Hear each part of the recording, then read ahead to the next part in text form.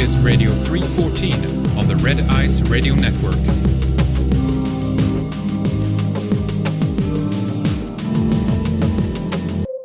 Greetings to you wherever you may be in the world. This is Lana joining you for the next hour. So I just returned from my first Asatru Austera celebration and was pleasantly surprised. I'm so glad we went. I'll share my experience at the very end after our talk with my guest, David Whitehead. We're going to talk about the way of the warrior, who incorporates the pursuit of truth while overcoming challenging obstacles, using it to fine-tune the body and the mind, seeking transformation into your best self. Born in Canada, David is a full-time martial arts instructor and entrepreneur, a passionate and dedicated coach in the holistic health and wellness field, and conducts professional seminars and workshops locally and around the world. With a lifetime of study and interest in the esoteric aspects of martial arts philosophy, David gives in-depth presentations on his unique perspective on the warrior archetype and shares his ideas on the many modern-day applications of this ancient warrior philosophy.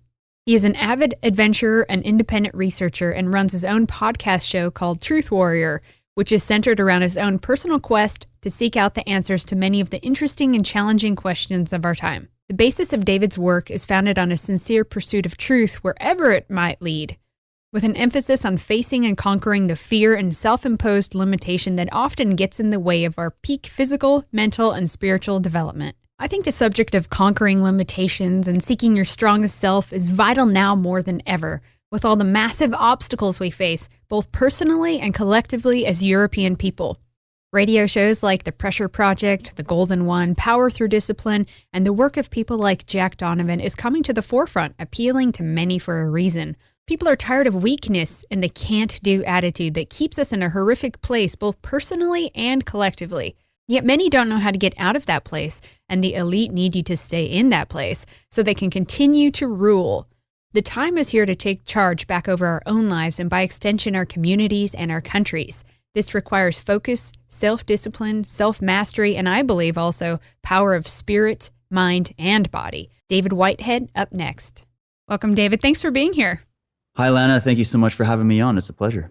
Well, you're incredibly diverse when it comes to the topics you discuss, much like, Red Ice over the years. And you've said you go wherever the truth leads you. And so did we. And some of the subjects we now cover, well, kind of pisses some people off quite a bit. But have you found in your endeavors that you've weeded out some things and kept others? Have you been refining what is important to you and doing a simplification process? Oh, absolutely. This is, for me, a process of continual growth, a constant research, both externally and internally. And I'm always refining. I've never tried to be of the mindset of settling completely on something unless it has a lot of information and evidence, or experiential evidence as well to back it up. But even that can change. New evidence can come to the fore. So I try to maintain what I feel is a true form of the scientific method, which is that I'm, constantly adding new elements to whatever hypothesis or whatever theory or idea I'm entertaining. And yeah, I've definitely trimmed the fat, so to speak, and gone through different periods of development. And I feel like I'm still going on that. And actually recently, in the last few years, since I've had the honor of becoming a father, that definitely brings things into a different perspective as well. And so I've been on that journey. And so there's many things in my life that have contributed to the different directions that I go in. But I'm always trying to maintain an open mind and just go wherever the information leads. Yeah, I appreciate that. Yeah, thinking back, I remember saying, being in the alternative scene, and I thought to myself, how long can we talk about aliens and chemtrails? Are we going to be talking about this for 20 years? You kind of get into a topic rut sometimes. I think a lot of us kind of do, but it's changing. And one trend I see, and you're also part of that, is about, how do we become the warrior? How do we become masters of our lives? It's the one thing that we can control, right? I found that the area of, self-improvement and personal refining development, it's the most fulfilling and important. Wouldn't you agree? I would. And I would say that really when I talk to so many people, and I've been one of these people too, the question you often get when you're talking about big subjects, like the state of geopolitics or society or, any of these possible cover-ups and bigger cosmic things that are going on, we don't have all of the information on that. We have some information. It's always a process of vetting information and new information coming out and whatnot. So you don't have as much control over that. But what you do have control over is your own mind and the development of who you are. You have control over the state of health that you're in physically, mentally, spiritually, emotionally, and in every other way. So that's where I feel we can do the greatest work right now is to, obviously we have to keep those other things active in our investigation, constantly analyzing what's happening in the world, what's going on with all of these subjects. But it can tend to tear people apart psychologically. It can tend to feel very disempowering because of the monolithic nature of everything that's been going on. So the average person, bogged down with the same stresses that everybody's going through, making sure they can make ends meet, and they still want to fulfill their family obligations, and they still want to have some kind of life here. I mean, we're here to live and express and experience this life. And I find that sometimes in the alternative circle, there's almost another form of repression, of repressing, that growth of the individual, and just always focusing on very, very dark, negative things. So I like to keep a healthy balance of course, we do have to be aware of these very malignant things that are happening in our world and in our society and everywhere else. But what about those things that are happening in our own psyche? What about those things that are happening in our own bodies?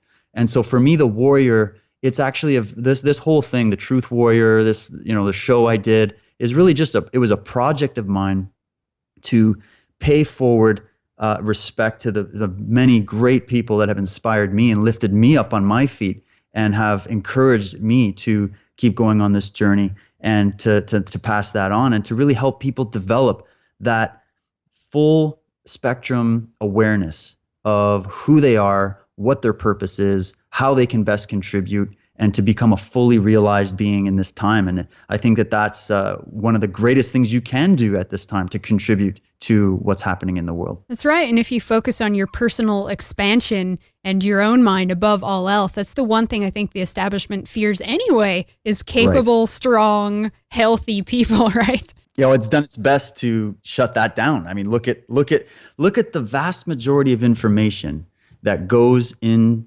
people's minds today. All right. So most information is coming from obviously the mainstream media, if you're talking about sort of the general population. But most information anywhere, whether it's alternative or mainstream, is coming from an external source. You have somebody telling you, they become some guru or some teacher or some prophet or some leader in your life. And we do need guides in the beginning. We're going through a process of development. You need teachers and things like that. But it can become a process of giving up yourself, giving up your own creative imagination and your own ideas and having your own unique experience separate from that. That can become a very toxic thing over time, and you can actually lose yourself in the process. So my thing is always to learn from many. Don't commit to just one, kind of like the Bruce Lee when he was saying, don't commit to one style of martial arts, remain open and flexible and adaptable. Well, I like to translate that into my life and into the field of research, or different fields of research that I engage in, is to, stay open, but always try to bring it back to how is this going to help develop me as an individual? How is this going to empower me? How is this going to help raise my level of awareness, raise my level of health, and then ultimately raise the ability that I'm going to have to contribute positively here in the world. So I've really been in a state of mind lately about trying to balance things. I guess, as I said before, being a father of two children now, it really forces you to think, okay, this is not just about me, but it is about my family. And I do have to learn how to balance, where I'm putting my attention, where my mind is at, and how I'm going to ultimately raise my children and contribute to my family. So balance for me, that seems to be where I've been focusing lately. Great. I noticed too, there's also a tendency, and I've been guilty of this, and I've been changing over the many, few years here, but there's a tendency to kind of get lost in the metaphysical woo-woo and kind of a lot of the spiritual stuff and kind of live somewhere else and ignore just the primal aspects, I think, of being human and the natural connection to the earth and its cycles. Earth is both beautiful and brutal, and I think it's important to be aware of that and honor that as well.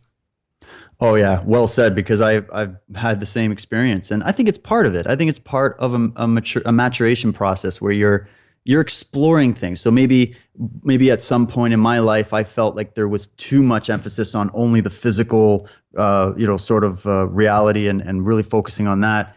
And then so I went really deep into the more spiritual, esoteric, metaphysical thing, and you kind of get lost in that, and there's an imbalance there. And then, you come back, and I think that's a journey that's natural. And in a way, we're trying ultimately to go on a path where we can understand the different dimensions of being, the different dimensions of thought and experience, and to pull from those. So I don't think it's negative to go on those tracks. It just can't become imbalanced. It can't become something that is negatively affecting your natural process of growing and developing. And a lot of people become stagnant in those fields. I mean, look what happened. I mean, religion, I've done a lot of study of comparative religion and mythology, and you look at just, there's some amazing, incredible, enlightening and inspiring and ideas in any religion you look into. But then there's always a lot of dark, evil, crazy things as well.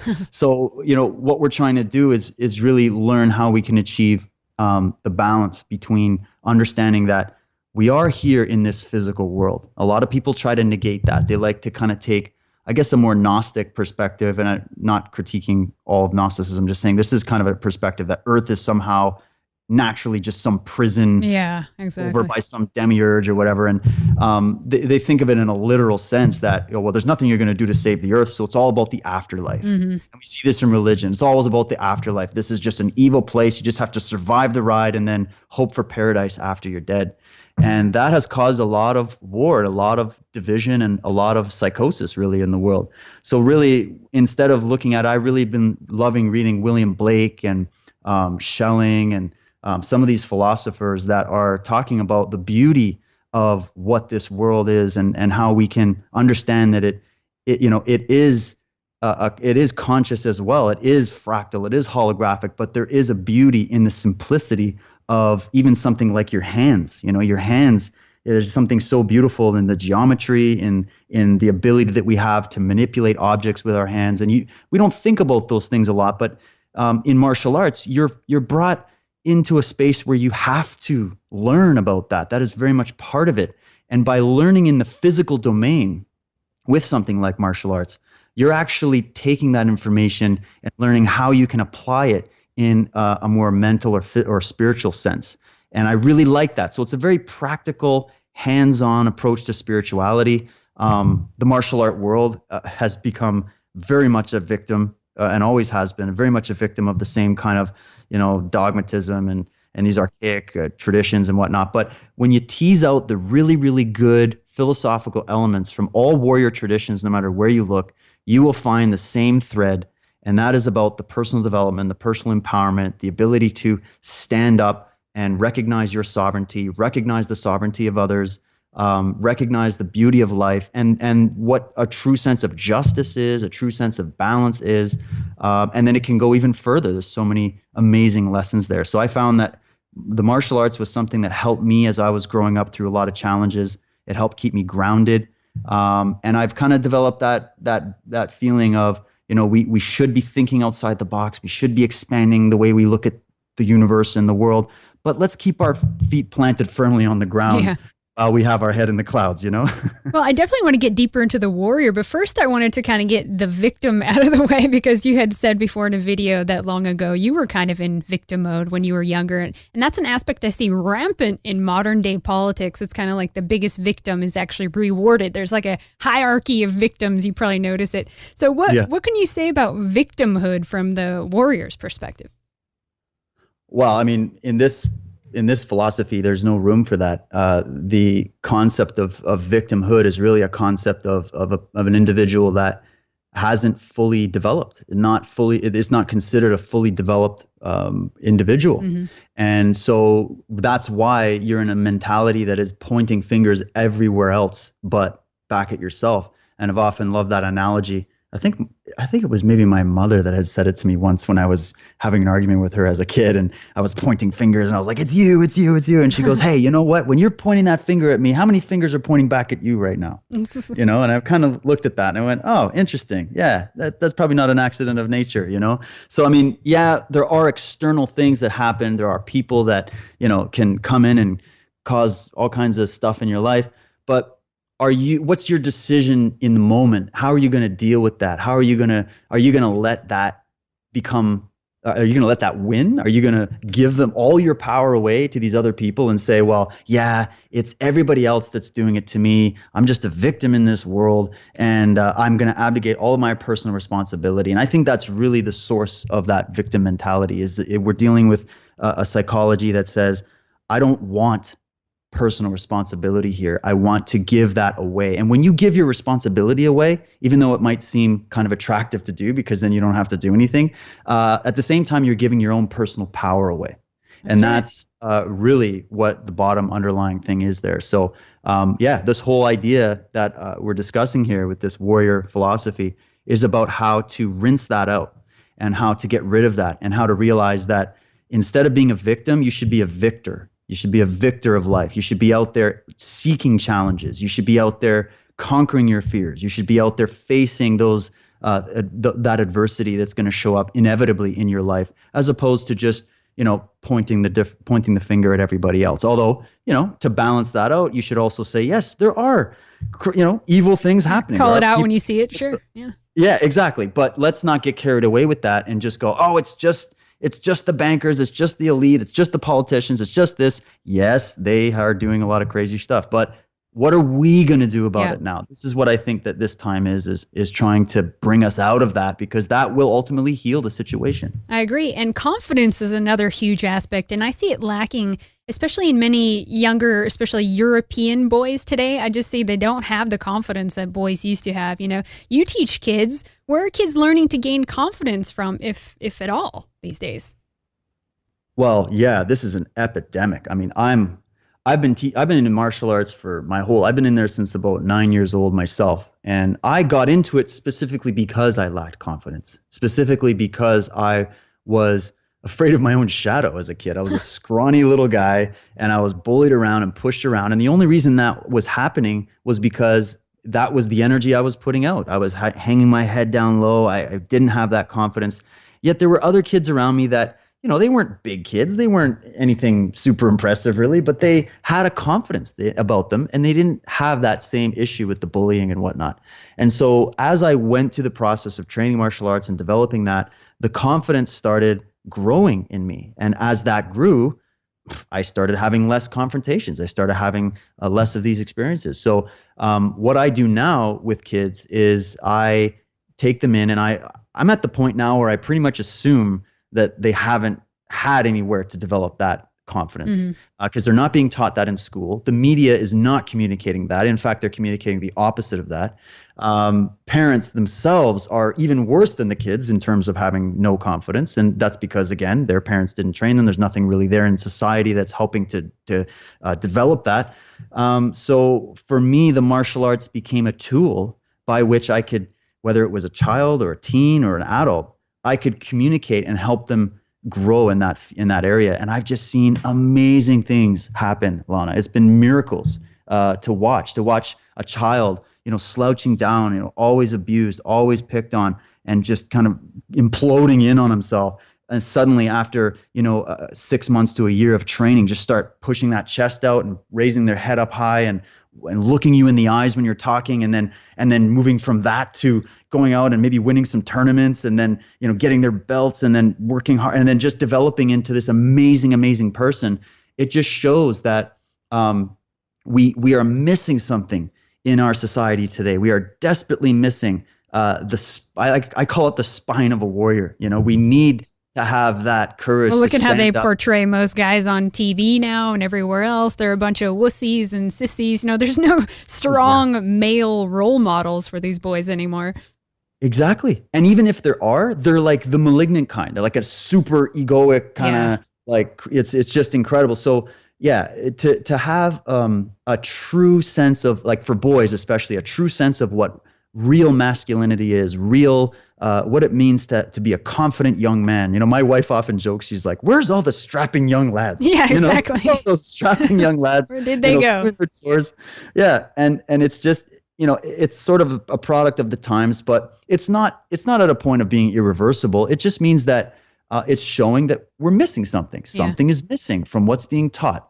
It's actually interesting because in Japan, I have some friends there, and I've trained with some various martial art masters from Japan, and they have, even in their businesses, in their schools, the martial arts is very much a part of their education and a part of their business model. Like they have these, you should see these guys in their suits at work, and they walk out. They have, I don't know how many breaks during the day, but they all walk out on the rooftops of these buildings, and they're all doing jumping jacks and karate katas, and they're all getting there moving, and it's very even a part of the way that they conduct business. And it's definitely a part of their schooling. I mean, you could get a university degree in judo, and it's just amazing. So the martial arts is something that is really, when taught correctly and when done correctly, is really an amazing vehicle to help develop a healthy, sovereign, confident, and well-disciplined mind. And I think that if we had more individuals in our society today that had that introduced to them at a young age, or whatever, any age, then we could definitely turn things around for the better. Speaking of confidence, there was just a study, I just read it the other day, by the European Journal of Social Psychology. And usually I don't like what they have to say, but they highlighted in what's called like an ancestor effect. And it was thinking about our roots actually boosts intellect and confidence. And to me, that's kind of self-evident, knowing who you are, where you come from, blood, soil, and folk. It really does empower you. I think the Japanese have that. They're very much into their ancestors and their culture. But do you think being cut off from your ancestors can kind of weaken you as a warrior? Is honoring ancestors part of your discipline? It is. It's actually right through all the traditions. I mean, I believe that hopefully one day, kind of like as Bruce Lee said, again, he's like, we're all one family under the sun or whatever, but we all have our unique qualities that come forward, and all these different cultures, they all have something to add to the the collective of humanity. And in definitely strong through the samurai tradition, or even if you go back to the Greek Spartans, or you can go back to the Egyptians, or even in India, in any of the warrior or the native, the native tradition is just incredible. Even the Celtic warrior tradition, I've been looking into that, just some incredible things. Vikings, you've probably looked in there. Nordics. Yeah, the Nordic, exactly. Yeah, like the Vikings, the Nordics. There's some, in all warrior cultures, there's also some really crazy stuff, but sure. There's there is always a strong connection to the ancestors, remembering the ancestors, remembering a deep knowledge of the phylogenetic race memory that all of us carry. And when there's too much confusion, when there isn't any kind of healthy culture or a healthy understanding of those who have come before and an honoring of the ancestry, then what happens is you end up with people that are lost. They have no connection. And then they have no loyalty to any kind of idea or any kind of community or any kind of family. If you don't have any connection with that, you're kind of lost at sea. So I think that there has to be a healthy approach to reawakening sort of that, I guess you would call it the race memory in all of us, and to, try to unite and not have all these devices, things that are dividing all of us, but to honor each culture for where it's come from and recognize that we've all grown on different journeys, but hopefully we can realize that, we're all human, we're all working to strive towards a better way of life. And if we can remember where we came from, we can have a better direction as to where we can go. Yeah, I think in the West, all this culture it's pretend. This isn't true European culture. We always talk about that here. We are not in touch with our true ancient spirituality or true culture. This is all just, basically capitalist culture, right? Just materialism and buying things. This really isn't our true culture. But, I heard you say that you've seen kids go from zero to hero. And in our culture today, there's not a lot of hero archetypes or the Ubermensch. It seems to have been replaced by this kind of underdogs story, the loser saves the day. And now we have like fat acceptance, right? Everyone's a winner kind of stuff going on. So now the warrior is more like the social justice warrior, right? So is the image of warrior also kind of tainted in modern culture in your view? Absolutely. Oh my goodness. It in so many ways, even within, like I said, the martial art community, it's completely tainted. There's so many elements that have been forgotten and corrupted. And I think it's just because a lot of people that look into this, they don't necessarily go into it for the reason of learning about it. They just want, they're seeking empowerment. So they go into some local dojo or some local training studio and they learn what they perceive to be a complete martial arts system. But really, they're just learning maybe the physical attributes of martial arts. and they don't really understand the deep philosophical and teachings of wisdom that are embodied in this sort of perennial philosophy. So that has caused damage in the martial art community. And then as a whole, the way I guess Hollywood and the media in general has portrayed, this archetype, it's been done in a way that's more about supporting the current military incursions that are happening, the current idea of what it is to be a soldier and what it is to defend your country. And they're taking good notions and good ideas, but sort of warping them into something that is not what it should be. And then, of course, in other, like you're mentioning, it's just like, oh, well, everybody's accepted. Okay, well, sure, everybody's accepted, but, let's accept the fact that if you want to achieve something great, you can't just, stay there and be accepted at that level. You have to now want to strive for something greater. Yeah. So this is definitely something that's twisted and misunderstood, in my opinion. And my goal, if I can possibly contribute that, is to try to help correct that and say, hey, look at these sources, look at these references. All of my work is sourced. I try to, I definitely stand on the shoulders of giants. I cite a lot of different masters and different thinkers on this subject and try to bring forward and correct that view so that we can understand what that really is about. What is this archetype? What does it mean to be a warrior in a modern day context? And how can we use it as a method of healing the world and a method of stopping war and stopping all this violence and chaos that we're seeing, as opposed to perpetuating it? Now, this is always a controversial topic, but are there healthy aspects, in your view, to violence? Well, I mean, I guess we look at the definition of the word. I mean, violence to me is discussing like a violation of some kind, like where you're breaking that natural law and you're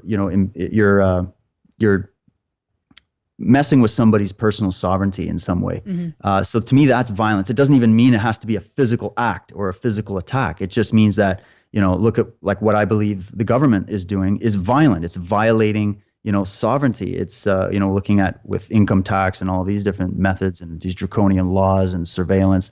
I mean, regardless of what people think, there's an element of that people may feel is necessary, but at the same time, it's also infringing on the individual rights of people. So we have to find a balance there.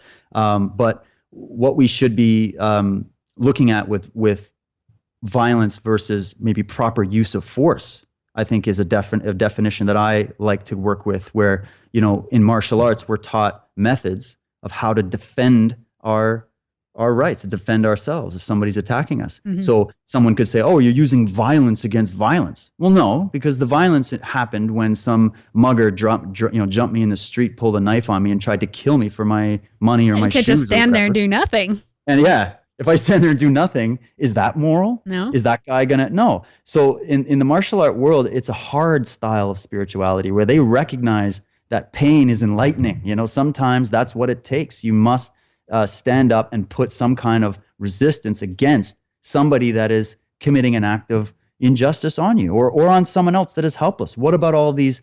We had this big epidemic of what are called swarmings that were taking place, and there was these various gangs that were just going on public buses here. It was in Ottawa and in Toronto, and these guys were just on public buses during broad daylight, just grabbing some person on the bus, beating them up, and stealing from them, and everybody else just sat there. Even though obviously everybody could overpower these guys, they just sat there and did nothing. Well, is that morality? Because, oh, well, you're not turning the other cheek, and you want to be violent now, do you? Well, where the hell are all the warriors? Exactly. What the hell? Why? And then everybody's still complaining about the police brutality and the police and everything. Well, hey, we're not doing anything as a society to stop criminality or to stop injustice. So what do you think's going to happen? The very mechanism we built that should be addressing that, like the police, is now one of the abusive forces in our society in a lot of ways. So it has to come back to this point of understanding that there is a time where you have to stand up for your right to be free and to not be obstructed by somebody else. And it sometimes takes a level of force to do that.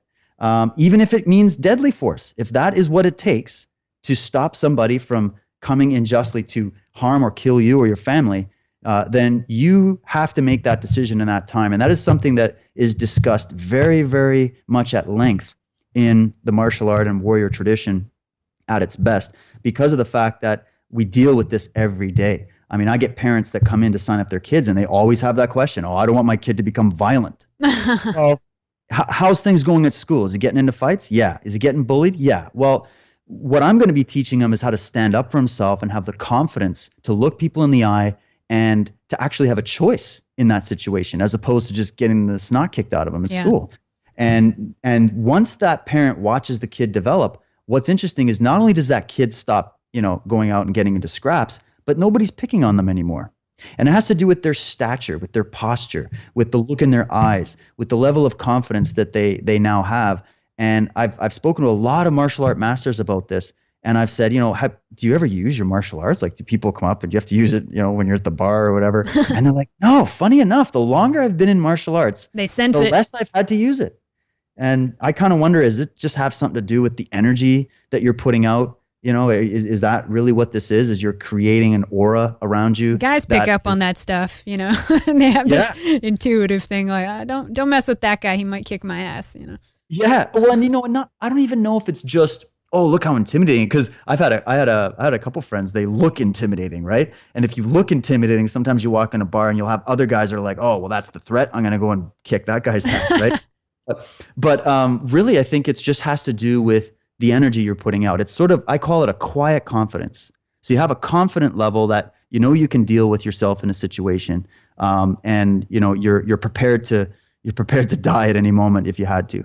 But you're not seeking it. You're not seeking to dominate somebody else. I tell the kids in my class, I'm like, hey, you know what? Instead of getting to fights at school or in the playground or whatever, come here and fight well and do it properly. And you're going to get a better fight here, and you're going to learn more from it because it's in a totally different context. It's not in a context of violence. It's not in a context of trying to dominate or hurt somebody. It's in a context of wanting to struggle in order to achieve. And that's a totally different level. There's a level of respect between the two combatants. They know what they're getting into. They know that they're there to help bring out the best in each other. That's why there's a bow. That's why there's courtesy. That's why there's a moral code. That's why there's a whole thing there to allow for a healthy outlet of aggression, a healthy outlet of wanting to struggle. This is why boys and girls, when they're young, they want to wrestle. They want to. Even my little daughter, she's 4 years old. She's always jumping on me and wanting to rough around. That's a natural thing. And if you suppress that, which is what's happening now in our society and in our schools, then what happens is it explodes in a very negative way. So in what we try to do is really build a healthy outlet for that. And I think that brings out actually a very, very positive effect to it. Kind of makes me sad that so many of these kids are kind of beaten down and don't have that confidence. I wonder, is it their parents? I know some of that is kind of hormones. You grow up, you go through puberty, you look ugly, you look awkward, you feel awkward, Right. But it just seems like they're now more than ever beaten down. And I'm trying to put my finger on what it is. Maybe you as a father know. Well, I think it's not just one thing. There's a combination of things.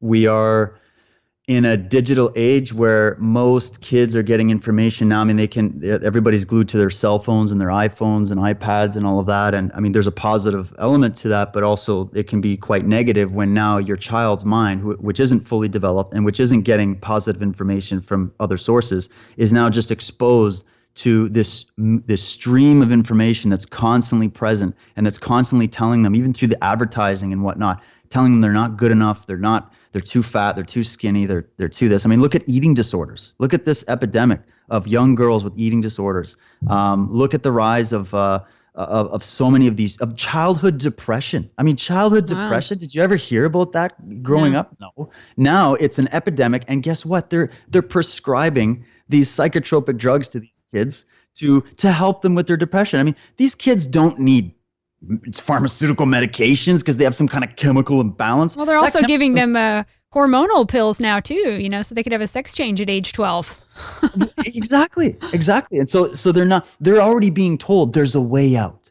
Yeah. There's a way out of your suffering, Johnny. There's a way out, and we'll make it easy. We'll just, everything's ponies and rainbows. Don't worry about it. Don't think about the hard thoughts. Don't face yourself. Don't face your fears. Don't face your anxiety. In fact, more anxiety and more trepidation about what other people think of you. And this is a very negative thing that is being born through the information, the vast majority of information that is being given to our children today. And then guess what? If people have a problem believing that, well, just look, because the proof is always in the pudding. Look at the kids around you. I mean, we're seeing kids that are weak, that are sick all the time. Oh my God, that's another thing Yeah. that could go on. We're just constantly, my class is like a chorus of coughs and Ugh. sniffles, this and that. And I'm like, that's another thing as well that we try to focus on is the importance of the health of the body. When you bring your body into a state of health, and I'm not talking, just getting by health. I'm talking optimal health, where you're literally operating at like 100% capacity. If you haven't felt that before, it's an incredible experience when you raise your vibration health-wise to that level. Yeah, When it's you're almost eating, like you're high because you're just so used to feeling low, most people, so that when they're actually cleaned out and eat right, they think on a whole other level, and it is kind of like, woo, high and dreamy feeling for some people. right? Yeah, because now their brain is working because you're not even your brain isn't even functioning at its potential because maybe there's nutrients that are lacking or you're deficient somewhere, and that actually contributes greatly. I just posted an article not long ago. They just did another study regarding depression and how nutrient deficiency is one of the big causes of depression. And it makes sense. They're talking about Oh, yeah. chemical imbalances. Well, yeah, it can have to do with the way you view yourself, circumstances in your life or experiences that you've had, but also it has to do with the level of alkalinity in your body, the level of health that you've been able to obtain at the cellular level in your body. And so that's why martial arts has always been a three-pronged approach. It's a mind, body, spirit discipline. You can't have one of those systems out of tune. You have to maintain the whole structure in order to be operating at your best. And when you're operating at that potential, you're going to feel nothing but confident. You're going to feel nothing but good about yourself, regardless of if you're a teenager and you feel like you're kind of awkward in your body at that stage. I know a lot of guys, I've had a lot of guys under me that were in that teen phase and they're black belts and they're, they feel awkward and they come to me with the challenges that they have, but they're not beaten down by it. It's not overwhelming. And it's because they've had these other things in their life to mitigate that. When you don't have any of those teachings and that knowledge available to these kids, and you don't have them exposed to these healthy activities and these healthy mindsets, then what you're getting is what we see, which is sickness, depression, all these weird, neurotic things that are being expressed now. And it seems like the mainstream medical establishment and even in psychology and in psychiatrics, they're like, we don't know what to do. Well, I can tell you what to do. Yeah. They never look at diet. It's amazing how they never look at diet. They just refuse to do it, Yeah, exactly. And so this is where I think that we can really bring some practical applications. We were talking earlier about a lot of this sort of woo-woo spirituality.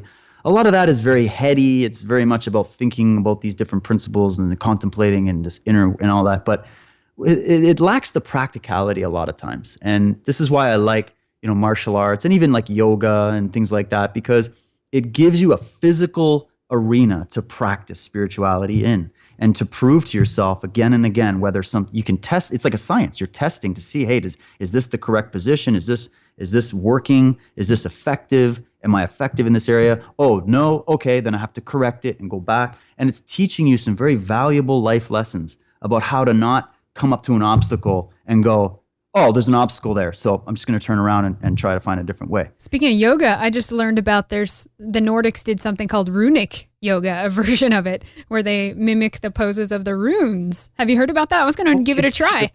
Yeah, that's pretty cool. I've never practiced it, but I did hear about that. That's awesome. See what comes out. Well, you brought up something else. You said the word moral code, which I think is really important. A lot of people don't have a moral code anymore. It seems to be kind of eroding as things become more and more degenerate, in my view. So why is living with a moral code important? I mean, why is it important in martial arts? Well, I mean, because you're dealing in martial arts sense, you are dealing with an effective means of incapacitating somebody, and if the moral code isn't there, then they would consider you're just a grunt soldier. You're just somebody that is, you're good at combat, but you've lost any control that you might have with when and where and how and all of that. So morality in society is what is causing this situation that we're in.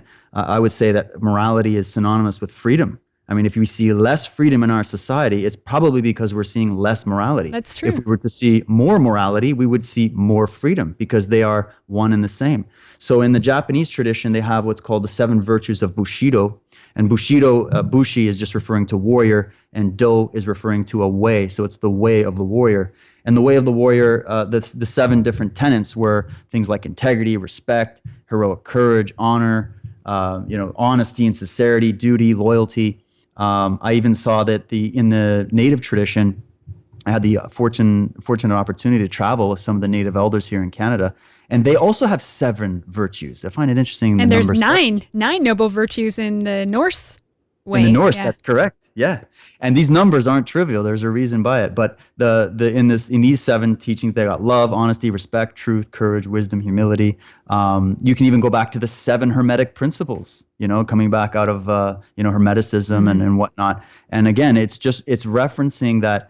The code of morality is not just there just so that you can walk around and get up on your moral high horse and try to shout down at people. It's there to actually give you the tools that you need to navigate this reality and to fully express who you are in every sense. Without morality, then you're really only in the more animalistic state. And there's nothing wrong with that part of who you are, but it can become out of control, out of balance. And then you'll actually not be able to fully realize and express your true potential. So the morality is there in your best interest, but it is also there so that there's some kind of compass that you can deal with others, and you can deal with, you can live a life of honor. You can live a life of gaining true respect from people. If you have respect from people, it shouldn't be because you commanded it through fear. It should be because of the actions that you take, that you live your life by your word. You live by a code of honor. You live from a place of trying to be moral and trying to do good in the world. And that's what's going to get the respect for you. Unfortunately, in our world, we're taught that respect is commanded in a sort of almost militant sense, that only if you have money and power and prestige will you be respected, even if you do horrible things in order to get that money, power, and prestige. So in every field, whether it's business or politics or in a social context or dealing with your family or even just your own inner conversation, we don't monitor our own inner conversations enough. You're going to find that these moral principles are definitely applicable, and they are there to help give you some kind of a path. They're like a light. If we're walking on a dark road, it's like a little light that's helping guide your way so that when you bump into obstacles, you know what to do, and you know what to do from the best place of yourself, as opposed to, kind of going into the more darker aspects of what our potential could be. So I find the strongest people I encounter, they practice self-control, and they're very disciplined. They've cut out a lot of the fat in their life, and I really respect that. Yeah, that's a big thing. And they're doing that not just to be, to try to restrict themselves or restrain themselves, but it's a practice of, even in the warrior tradition, this is looked at as a hard life. It's the hard way, because they recognize there's a beauty in that. There's a lesson that can only be learned when it's sort of like a trial through fire, so to speak. And so living a disciplined life is about being true to yourself. When you're not living a disciplined life, it means you're just kind of, you're going with the flow. You're really exposed to having other people influence your life and influence your decisions and influence your mind.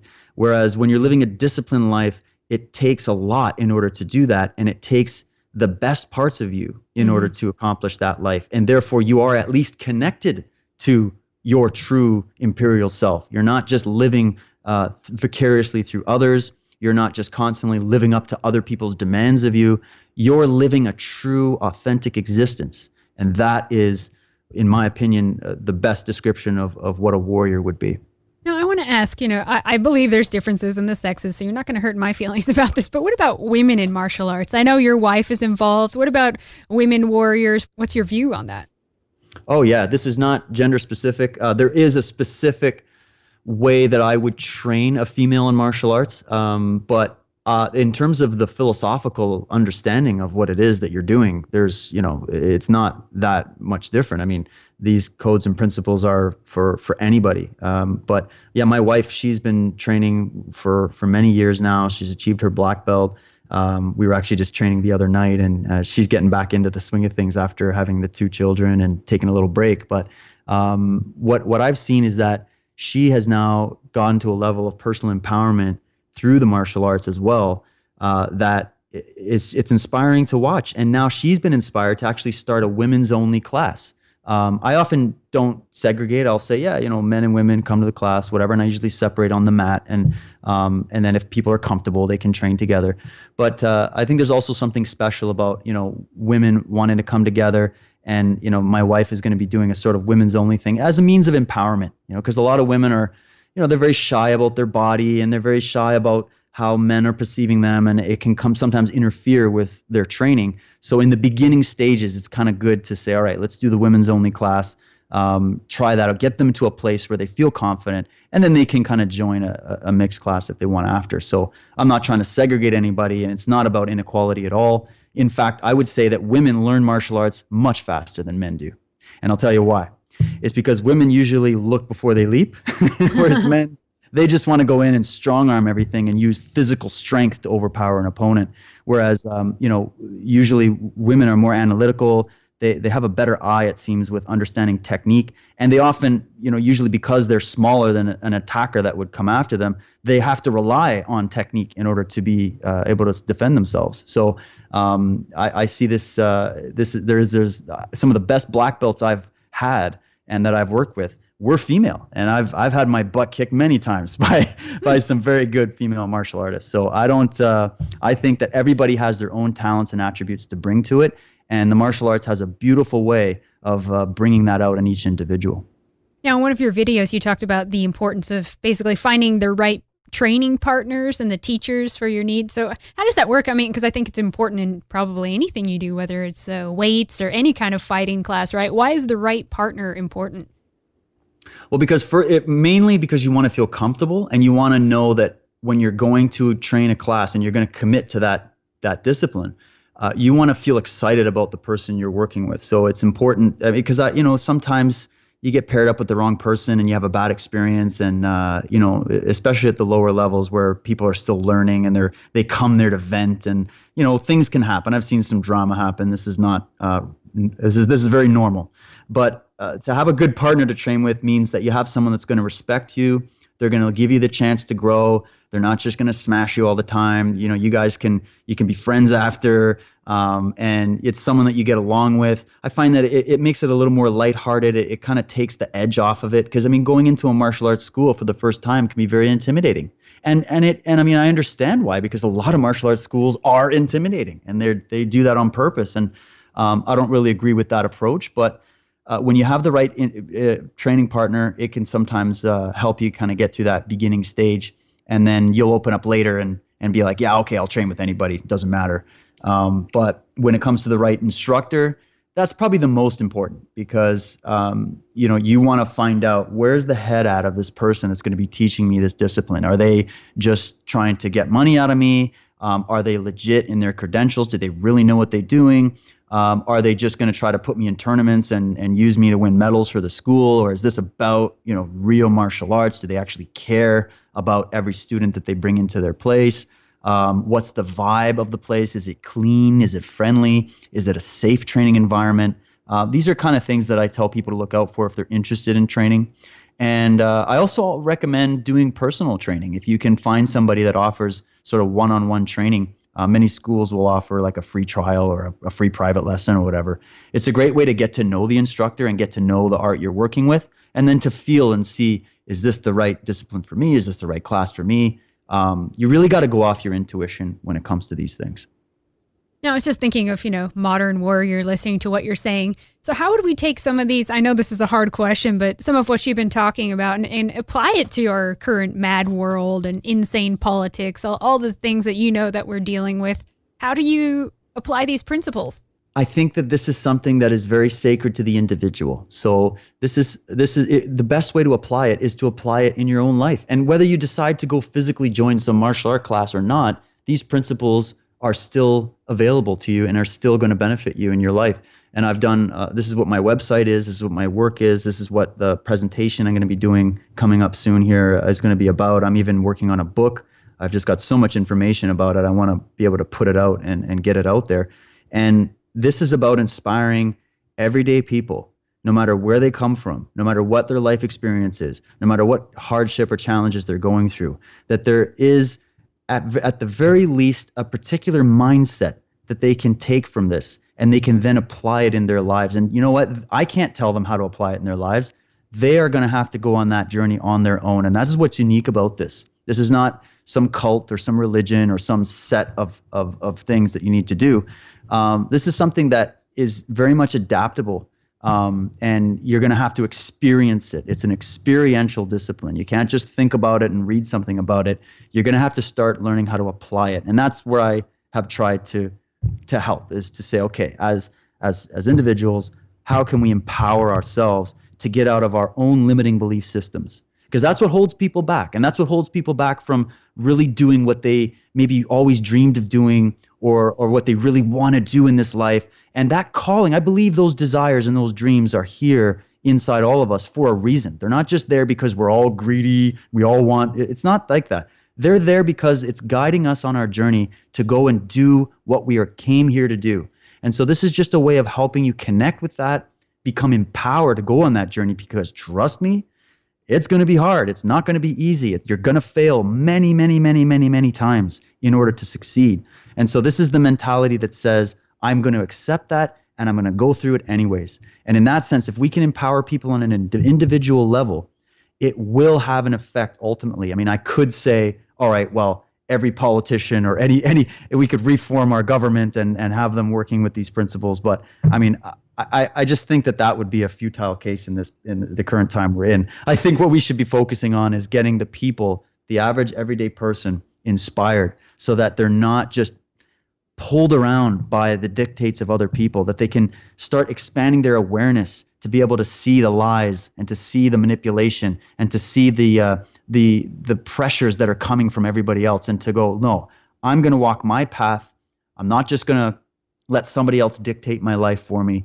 And by doing that, you are participating in this sort of warrior philosophy, and it is being applied in your life. And you could do it without even having to go and learn how to do punches and kicks or any of those kinds of things. Although I would say it is a very healthy form of exercise, and it would benefit anybody to learn some self-defense. And if we could become more empowered again as a society, we wouldn't be so victim to these criminals and the criminality that's running around in our midst. I agree 100%. Well, David, share with us your website details. I know you've got kind of a little YouTube show still going. I think you have a radio show. You're speaking at a conference. Tell us all about it. Sure. Well, my website is wayofthetruthwarrior.com. And I've got some information there. I'm constantly updating it. My YouTube channel is where you can find my show. My show is called Truth Warrior. It's really just a podcast, and it's mostly on YouTube at this time. And you can find my YouTube. If you just look up Truth Warrior, you'll find it. But my YouTube channel is Sensei Dave 82. And as for the conference, I'm going to be speaking at the Free Your Mind 4 conference in Philadelphia. It's going to be April 15th through 17th. They got some fantastic speakers there. And this is going to be one of my first really big presentations. So I'm very much excited about putting it out there. And then if you can't make it physically, I'm going to be putting it up online afterwards. I'll try to get a recording of it. But if you can go to that event and check it out, it's always fun to be there amongst like-minded people who are all excited about discussing new ideas and learning about what we can do to move forward. So I highly recommend, if you can make it out to Philadelphia, if you're in the area, go and check it out. Otherwise, you can catch everything online afterwards. Well, thank you so much. It's been very inspiring. I think it's a highly important topic in this time. So thanks again for your time. Oh, thanks for having me on. That is my pleasure. Appreciate it. I've heard many debating on the best system to collectively keep European people whole, whether ethno-nationalism or European empire.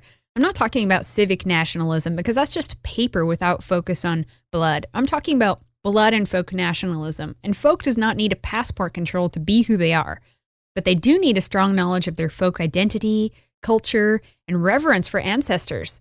So even then, if hordes of foreigners came at them, it wouldn't matter, because they were that rooted in who they were. Their folk identity needs to be like iron forged in fire. Country lines have always shifted and changed. They've been settled in war and blood, and I don't think that's going to go away anytime soon. That's just the reality of it.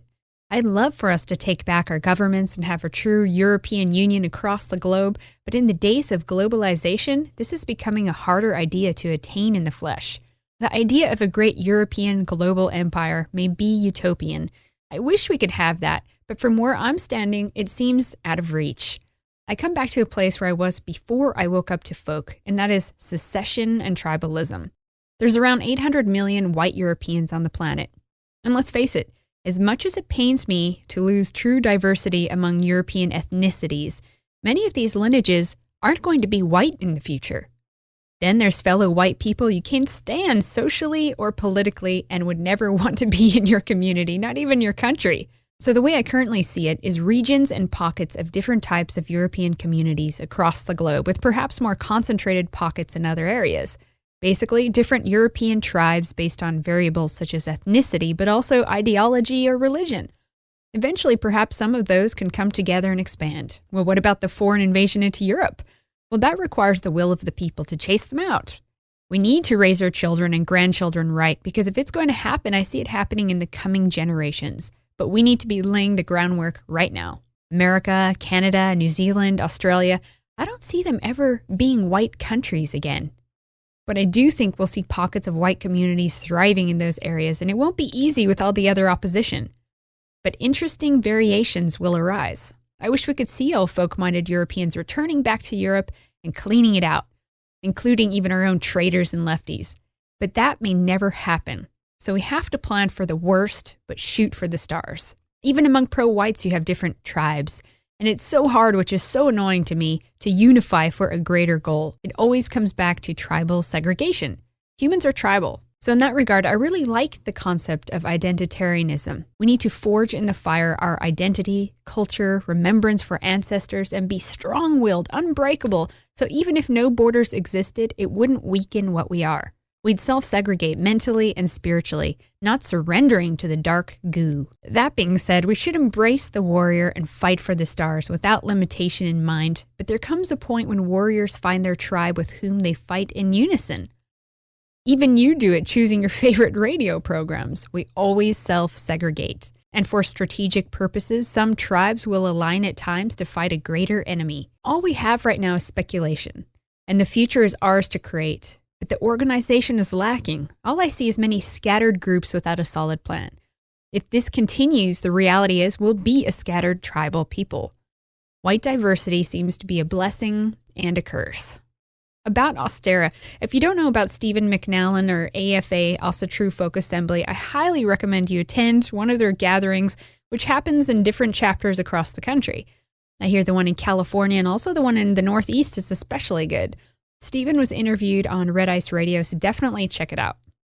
When I went to the Ostera celebration, I didn't expect too much. I know many expected to be role-playing like a D&D game, but no. This was a members gathering of people who were not only honoring the change in season and ancestors, but who are united and focused to fight back against the forces trying to annihilate our people. Everyone I talked to was on the same page about political and social matters. I've always been highly spiritual. I've been exposed to many forms of spirituality, but I've never felt anything that even comes close to what I felt with this group, honoring the Norse tradition.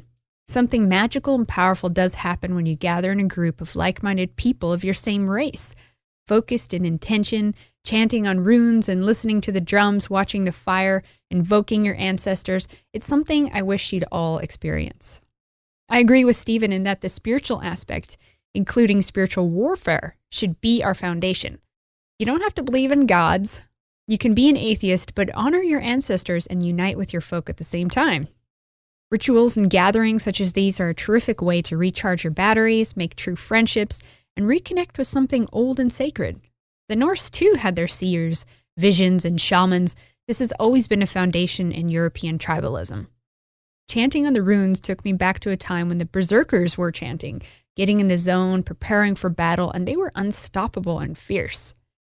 Chanting by the fire with your tribe is probably one of the oldest, most primal aspects of humanity, and they did it for a reason. So if you're craving that, get in touch with the folk builders at AFA and find a chapter in your area. Also, stay tuned later this month for the special Red Ice 10-year birthday live video stream. We'll have more to tell as the time comes closer. Find me, Lana, or Radio 314 on Facebook, Twitter, Google+, and consider signing up for a Red Ice membership to access all our material. Go to redicemembers.com. Thanks to our members who help make what we do possible. Love you guys and gals. Enjoy the rest of your week. Bye for now.